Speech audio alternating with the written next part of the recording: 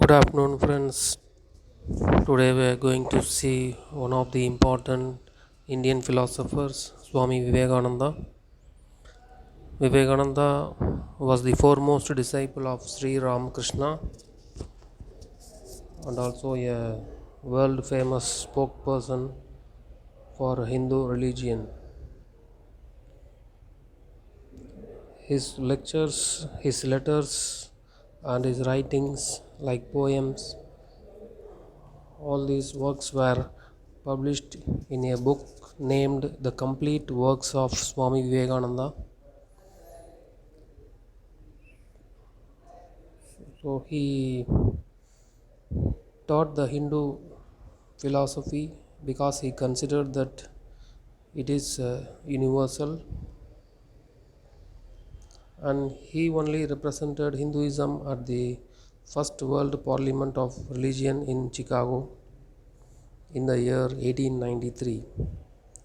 So we very well know about the famous speech of Vivekananda in Chicago.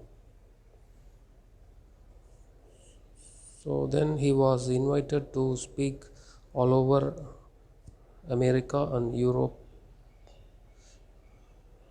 and he was a man of spiritual values and tremendous intellect. Most of the Vedanta societies which were found in America and Europe during the in the 1930s, they were directly linked, or they were directly motivated by the teachings of Vivekananda. And Vivekananda, he founded Ramakrishna order in the year 1898 after returning to India from his western country visit. So these are some of the glimpses of Swami Vivekananda's life. He is considered as an important Indian philosopher. And then comes Sri Aurobindo.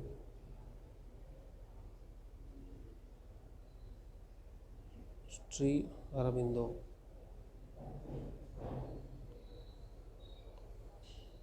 He was born in Calcutta. At the age of 7, he went to England for education, and there he studied in London and his college education in Cambridge. Then he returned back to India in the year 1893,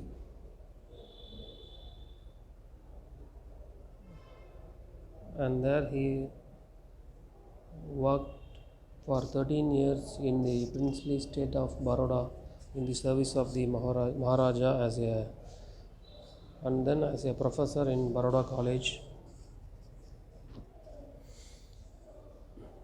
During this period, he joined a revolutionary society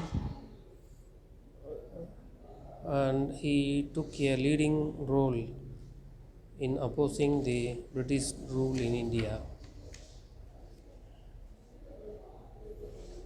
And in the year 1906, after the partition of Bengal, he resigned his post in Baroda and then he went to Calcutta, and there he became famous as one of the leaders of the nationalist movement.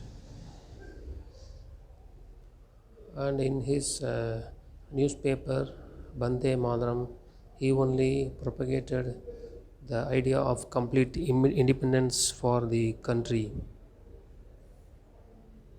And he was also prosecuted twice for his action against British government. And he also started the practice of yoga in the year 1905. Then in the year 1910 he withdrew from politics and he went to Pondicherry in order to lead a spiritual life. So his 40 years in Pondicherry gave him more spiritual values. He inculcated spiritual values, what he called it as integral yoga. So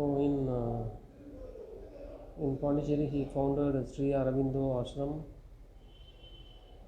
and he has also written some literary works. The most important works are The Life of Divine and The Synthesis of Yoga and Savitri.